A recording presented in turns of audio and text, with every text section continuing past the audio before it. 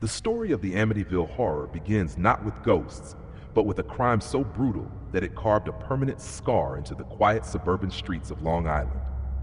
On November 13, 1974, inside the large Dutch colonial house at 112 Ocean Avenue, 23-year-old Ronald DeFeo Jr. took a rifle and murdered his entire family while they slept: his parents, two brothers, and two sisters. No one heard screams.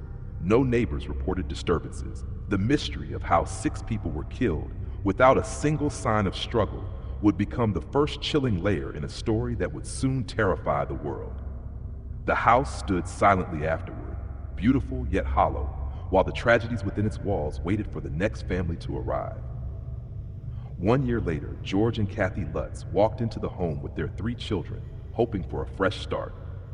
The price was unusually low for a house of its size, and although they were aware of the DeFeo murders, they believed that a tragedy from the past could not harm them in the present. Yet from the moment they stepped inside, Kathy felt an overwhelming heaviness, as if the air itself pressed down on her chest. George, meanwhile, became fascinated, almost obsessed with the fireplace, feeling unnaturally cold even when the house was warm. The family brushed these sensations aside as imagination, but the house had only begun to wake. Within days, small disturbances escalated into terrifying patterns. Doors slammed by themselves with impossible force, windows locked and unlocked on their own. Strange cold spots drifted through rooms. Black stains appeared on toilets that had just been cleaned. Swarms of flies gathered on a single window, even in the dead of winter. The Lutz children reported seeing glowing red eyes staring at them through the windows at night. And in the attic playroom, one child claimed to befriend a mysterious entity named Jody, describing it as a creature that sometimes appeared as a pig with burning eyes. George and Kathy tried to remain rational, but the house seemed to feed on their doubt. George's behavior soon shifted dramatically. Once relaxed and easygoing, he became distant, irritable, and consumed by an urge to control the home's temperature, insisting it was freezing even when the thermostat read normal. He woke every night at 3:15 a.m., the exact time of the DeFeo murders, unable to explain why. Kathy, meanwhile, had nightmares of the murders themselves, witnessing scenes of violence as if she were inside the victims' minds. Her face and body sometimes bore unexplained scratches in the morning. The children began sleepwalking, whispering to voices only they could hear. What once felt like a family dream home had become a living nightmare. As the disturbances escalated, so did the physical manifestations. Furniture moved across the floor, a crucifix on the wall twisted upside down, releasing a scent of decay. The staircase groaned under invisible footsteps. Green slime oozed from the keyholes. One night, Kathy felt invisible arms wrap around her, lifting her from the bed.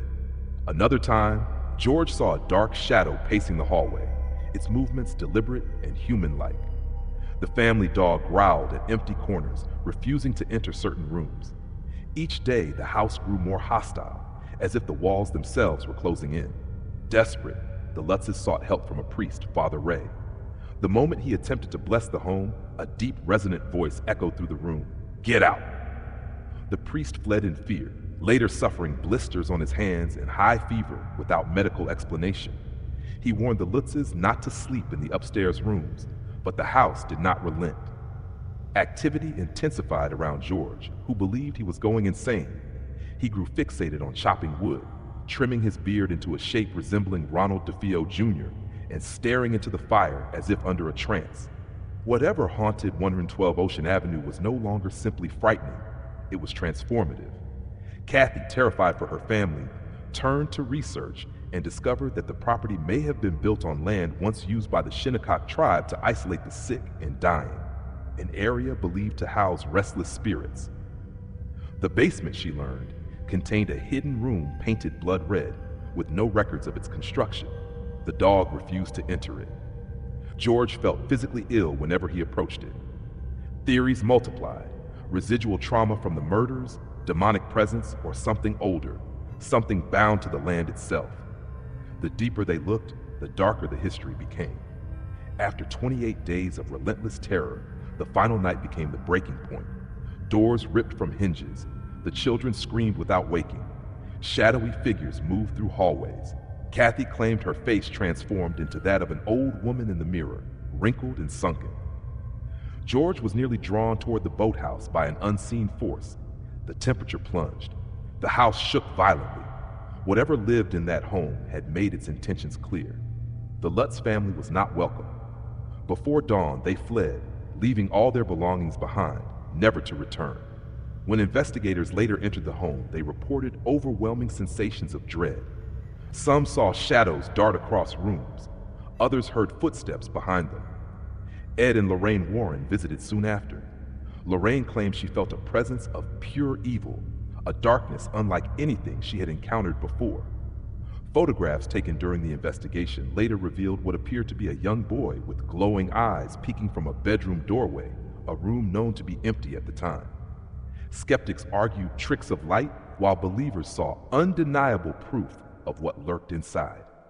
To this day, the Amityville Horror remains one of the most controversial and debated hauntings in history. Some call the Lutz story a hoax fueled by financial trouble and imagination. Others point to consistent witness testimonies, physical evidence, and the transformation of the family during their short stay. Whether fabrication, exaggeration, or genuine paranormal assault, the legacy of 100 South Ocean Avenue endures. The house still stands, renovated, renumbered, and stripped of its signature quarter-moon windows. Yet for many, the true horror of Amityville is not whether the Lutz family told the truth, but the possibility that they did, and that some places are born wrong, forever echoing the darkness inside them.